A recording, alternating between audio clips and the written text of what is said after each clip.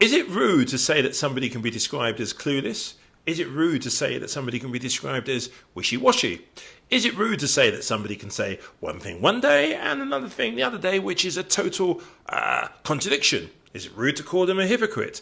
If the answer is yes, well, then you have a perfect description of Nancy Mace. Substitute. All those who favor signify by saying aye. Aye. All those opposed signify by saying no. In the opinion of the chair, the ayes have it, and the amendment is agreed to. The question is now on favorably reporting H.R. 7184 as amended. All those in favor signify by saying aye. Aye. All those opposed signify by saying no. In the opinion of the chair, the ayes have it. Mr. Chairman, I ask for a recorded vote. A recorded vote is ordered by the gentleman from Arizona. As previously announced, further proceedings on the question will be postponed. Absolutely. Our next item for consideration is H.R. 6972, the Securing Chain of Command Continuity Act. The clerk will please designate the bill. H.R. 6972, the Securing Chain of Command Continuity Act, a bill to require an executive agency whose head is a member of the National Security Council to notify the Executive Office of the President, the Comptroller General of the United States, and congressional leadership of such head becoming medically incapacitated within 24 hours and for other purposes. Without objection, the bill shall be considered as read and open for amendment at any point. Without objection, so ordered. The chair recognizes himself to offer an amendment in the nature of a substitute. The clerk will please designate the amendment. An amendment in the nature of a substitute offered to H.R. 6972 as offered by Mr. Comer of Kentucky. Without objection, the amendment is considered as read and the substitute will be considered as original text for the purposes of further amendment. I now recognize myself for 5 minutes for a statement on the bill and the amendment. Like many of you, I was shocked when Congress learned that Defense Secretary Lloyd Austin was medically incapacitated for days before the President or congressional leaders were made aware. The lack of transparency set off alarm bells on both sides of the aisle and across the national security community. During Secretary Austin's medical incapacitation, an incident for global repercussions could have occurred, and those responsible for responding would not have known Secretary Austin was not in charge. These events have made it clear that we must address medical incapacitation notification requirements for certain key members of our national security. This bill, the Securing Chain of Command Continuity Act, would require the prompt notification of federal leaders in the future. This legislation requires congressional and presidential notification when someone who is a member of the National Security Council and the head of an executive agency becomes medically incapacitated. The person filling in for the incapacitated official must send the proper notifications within 24 hours of the official's medical incapacitation. If the proper notifications are not provided, a report detailing why the notification rules were not followed must be sent to Congress, the President, and the Comptroller General within 72 hours. This is a measured and balanced solution to this national security issue. I thank my colleagues, Representative Kiggins of Virginia and Representative Davis of North Carolina, for their bipartisan work on this important and timely legislation. I urge my colleagues on both sides of the aisle to support this bill. I now recognize Ranking Member Raskin for his statement. And thank you very much, Mr. Chairman. Before I give my statement, I just wanted to introduce for the record and ask unanimous consent for acceptance of an article entitled "Judge Rejects QAnon Shaman's Bid to Throw Out His January 6th Sentence." And this explains the history that Mr. Gosar and I were describing. It does confirm that there was no appellate reversal of his conviction. He actually pled guilty when all of the video was released to Tucker Carlson by the Speaker of the House. He introduced some video of himself meandering along, but he didn't show the video of him entering the building, nor video of the time that was the basis of the criminal charges against him. And in fact, Judge Lamberth said, and I will share this with you, Mr. Gosar, that if in fact had he known that Mr. Chansley was now going to not take responsibility for his clearly criminal actions, he would have given him a higher sentence, and the video did nothing to change his mind. So there was no appellate reversal. Every criminal conviction, and there have been hundreds of them, have been upheld in the courts. So this gentleman yield? Yes, by all means. Yeah, so let me get this straight. So once the video was released to Tucker Carlson, it showed opposite of what was. No, it did not. That's what the judge said. It did not show the opposite.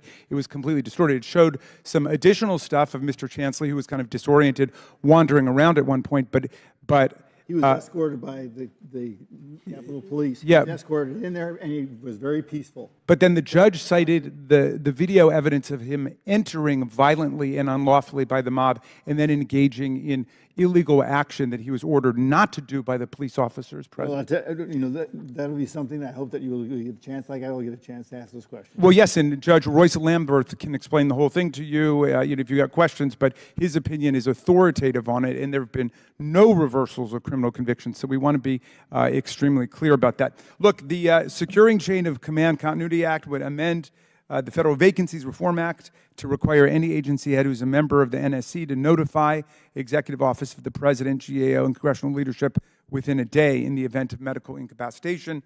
The bill would require that if notification is not provided to Congress, the acting head or first assistant must submit a report to the EOP, GAO, and leadership of Congress within 72 hours, including information about the medical incapacity, including the reason for and dates of it.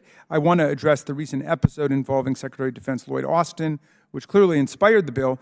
In remarks from the Pentagon last Thursday, Secretary Austin took full responsibility for the lack of notification of the president during his hospitalization for cancer. Moreover, Secretary Austin assured the American public that during his period of absence, and I quote, there were no gaps in authorities and no risks to the department's command and control. I want to commend the Biden administration for the swift action they took by conducting a thorough review of the current protocols and notifying agencies to ensure that the Office of the President is informed any time a cabinet head is unable to carry out his or her duties. Consistent with the spirit of the transparency of the 25th Amendment to the Constitution, which requires congressional leadership to be notified if the president is unable to successfully discharge the powers and duties of office, I agree that Congress should be notified if an agency head as well, who's a member of the NSC, is incapacitated. I support the transparency that this bill imparts. I would ask the chairman to continue working with us as the bill moves forward in the legislative process. We've not yet gotten agency input on whether implementation of the bill as written would present any unintended consequences that we've not dealt with yet, and we want to ensure it aligns appropriately with the strong steps the administration's already taken to close gaps in the chain of notification. In any event, I thank you for bringing it forward, and I yield back. Gentleman yields back. Do any other members wish to speak? Seeing none. The question is now on the amendment in the nature of a substitute. All those in favor signify by saying aye. Aye. All those opposed signify by saying no. In the opinion of the chair, the ayes have it. The amendment is agreed to. The question is now on favorably reporting H.R. 6972 as amended. All those in favor signify by saying aye. Aye. All those opposed signify by saying no. In the opinion of the chair, the ayes have it. Mr. Chairman, I ask for a recorded vote. A recorded vote is ordered by the gentleman from Arizona, as previously announced. Further proceedings on the question will be postponed.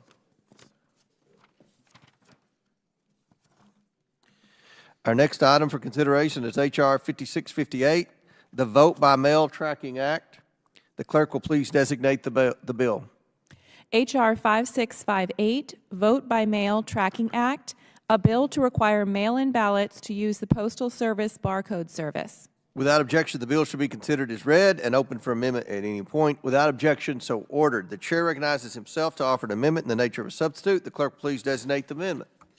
An amendment in the nature of a substitute to H.R. 5658 as offered by Mr. Comer of Kentucky. Without objection, the amendment is considered as read, and the substitute will be considered as original text for the purposes of further amendment. I now recognize myself for 5 minutes for a statement on the bill and the amendment. Every American citizen who votes deserves to know that their vote has been counted and their voice has been heard. This bill, the Vote by Mail Tracking Act, would ensure this is the case. H.R. 5658 requires that all ballots for a federal election mailed within the United States to or from a voter contain a Postal Service barcode.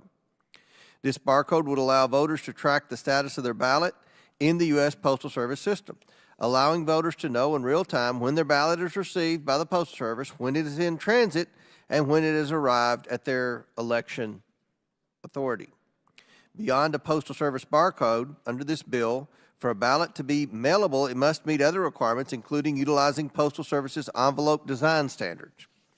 and the ballot must include the official election mail logo or any future logo the Postal Service establishes for ballots. If a ballot does not meet these requirements, it cannot be mailed. Don't get me wrong, while I encourage every citizen who wishes to vote in person on Election Day to do so, many states have adopted vote-by-mail policies. 5 states currently conduct their elections entirely by mail. 29 states and D.C. allow no excuse absentee voting. 13 of those automatically send out a ballot before every election. The U.S. Postal Service has delivered nearly all election mail on time in recent years. Over 97% of election mail was delivered on time for the 2022 midterm election. But without safeguards, bad actors could attempt to influence our election. We must take our election security seriously and account for the fact that a significant number of Americans choose to cast their ballot by mail. This bill is a common-sense bipartisan response to rising levels of mail-in voting nationwide. I thank my colleagues, Representative Katie Porter, Representative Byron Donalds, and Representative Nancy Mace for their work on this important legislation. I now yield to Ranking Member Raskin for his opening statement. Thank you, Mr. Chairman. The Post Office mailed and delivered more than 105 million mail-in ballots in the 2022 elections. As we embark on 2024, millions of Americans across the country will decide to cast their ballots by mail. The Bipartisan Vote-by-Mail Tracking Act would strengthen vote-by-mail processes and develop more efficient mechanisms to deliver and process all these mail-in ballots. The bill would require every mail-in ballot to contain a unique barcode and an official mail logo, which would enable voters and election officials to more readily track the status of these mail-in ballots. The bill would also require mail-in ballots to meet specific postal guidelines, making it easier for the Postal Service and election officials to sort, track, and verify the authenticity of the ballots. Voting by mail is a highly secure and safe way to vote, and despite the misinformation circulating online about it in some places, I'll note that the director of the Cybersecurity and Infrastructure Security Agency, Jen Easterly, confirmed in a statement on November 9, 2022, that the agency had, quote, seen no evidence that any voting system deleted or lost votes, changed votes, or was in any way compromised in any race in the country. This bill would not overrule any state's decision to establish or expand the use of vote by mail. The Constitution leaves it to the states the determination of its own election administration rules unless Congress acts under its Article 4 authority, and this bill would not conflict with that. The Vote by Mail Tracking Act was favorably reported out of this committee last Congress with robust bipartisan support. This common sense legislation would inspire confidence in the electorate, in the performance and efficiency of our election systems, giving voters comfort that their ballot has arrived and been counted on time, and giving postal managers and state election officials the tools they need to ensure every vote has been counted by the voting deadline. I urge everybody to support this bill, and I yield back, Mr. Chairman. Do any other members wish to be heard? Mr. Chairman. Chair recognizes Ms. Porter, the sponsor of the bill.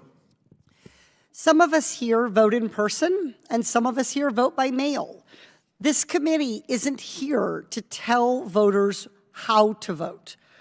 But however they choose to cast their ballot, whoever they choose to vote for, whatever their political party affiliation is, every voter deserves to feel confident that their vote gets counted. There's a really easy way to give those who choose to vote by mail that confidence. Postal Service tracking barcodes. We already use them for so many other things. We use them to track shipments of medication, food, clothing.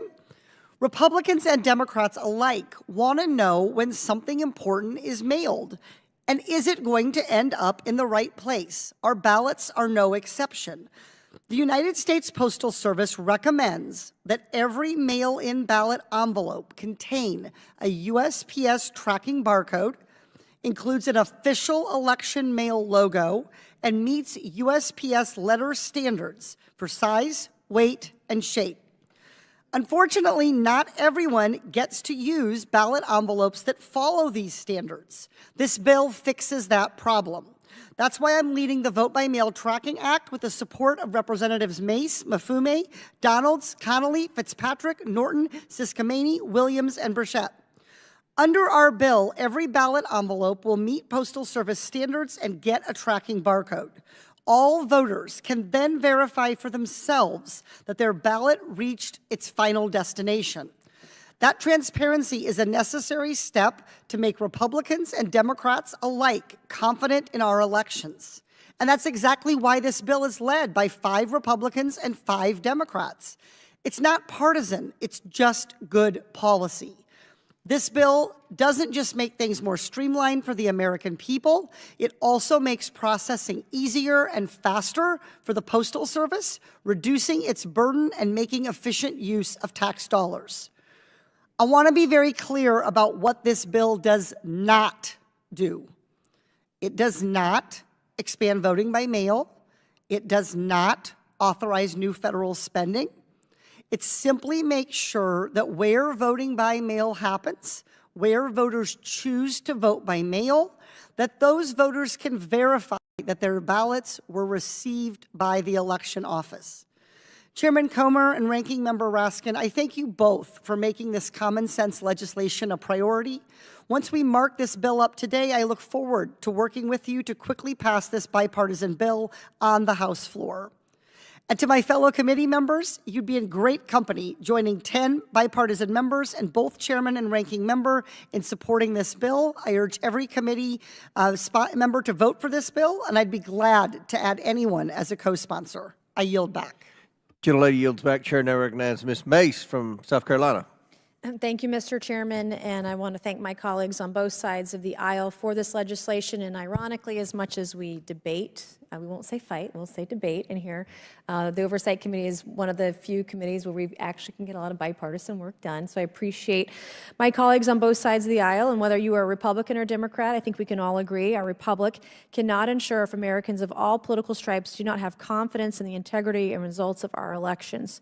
Over the last 4 years, we've seen a rapid expansion in mail-in voting, and it's made a lot of Americans uneasy. And I remember in the 2020 cycle getting calls from at least a half dozen people that received a ballot from multiple states through the mail, and having and listening to their concerns about that and how uneasy they felt about it. So this comprehensive legislation requires ballots for all federal elections to be trackable while in the mail by having a unique Postal Service barcode, ensuring it can be tracked from the mailbox to the ballot box. And there's nothing more American or more supportive of a republic and a democracy than this piece of legislation. It's 2024, and if I can buy a dress online and order it online and know when it's going to be delivered to the house, then our ballot should be the same way. There's no reason why we can't track them and let us know if they've been delivered. So it's time to bring our election system into the 21st century. I've co-led on this bipartisan legislation and election integrity legislation, ensuring we have transparency and accountability for all those who vote by mail, regardless of your political affiliation.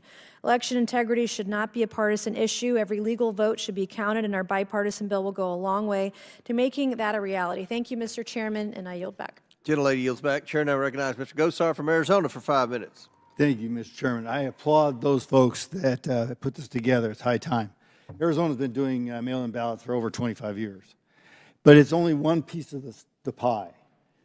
We can already do this, except we don't do it with the post office. So I love the fact that we're using the post office to use that barcode. However, that's only one piece of the pie, because you have to then, in our state, you have to affidavit the signatures. They have to match up. So it's one piece of the pie, and that's really all it is. But it gives it an easier tool for people to follow through with. The last thing I would ask is I did not see any part to it. I didn't finish reading it.